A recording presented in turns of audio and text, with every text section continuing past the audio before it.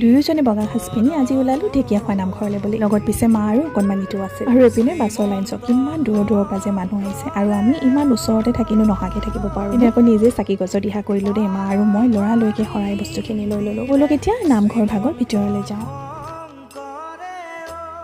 ভৰিকেইটা তিয়াই মূৰ ধোৱালোঁ। আশীৰ্বাদ কৰিব প্ৰভু, যিদৰে আপোনাৰ চৰণত আজি আহিব পাৰিছোঁ, সদায় যেন এইদৰে আহি থাকিব পাৰোঁ। চাকি গছ দিয়াৰ আগতে শৰাই ভাগ আগবঢ়াই ল'লোঁ। জ্বলি থকা চাকিবোৰ দেখি মনটো যে ভাল লাগি গৈছে। সকলোৰে মনোকামনা পূৰা হৈ যেন। আমিও ধুনীয়াকৈ চাকি গছ জ্বলাই মেলি আশীৰ্বাদ ল'লোঁ। দেহা মানুহৰ হাতেৰে অৰিহণা এটা আগবঢ়ালোঁ। সিও আশীৰ্বাদ লৈছে। পৰীক্ষা পালেহিয়ে নহয় তাই। লৰালৰিকৈ আহি বহিছোহি। ঢেকীয়াখোৱালৈ আহি এই ভাগ প্ৰসাদ নোখোৱাকৈ যাব পাৰিনে? আন্দনি খালটো চক, য'ত ভাদ মাহত প্ৰত্যেক দিনাই হাজাৰ হাজাৰ মানুহৰ বাবে অন্ন সিজোৱা হয়। ইয়াক ঘৰলৈ বুলি উভতিলোঁ।